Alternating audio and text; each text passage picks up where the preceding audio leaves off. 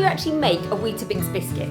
The wheat is cleaned at the wheat cleaning plant and then it's transferred into the factory where it's cooked. We then mill it into a flake.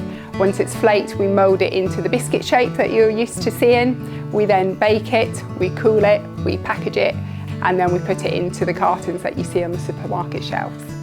So how many of those biscuits do you make in a day? Approximately 5.3 million. 5.3 million? That is a lot of Weetabix, isn't it? It is. And are there specific quality controls that you need to go through? Definitely. All throughout the process we have a lot of quality control, but once the biscuit's actually finished, we have a look at the appearance, we look at the colour, we want that to be a nice golden colour, we look at the texture, then we want the aroma, so we want a nice malty aroma, and then obviously the taste, so we want it sweet and we want it crisp.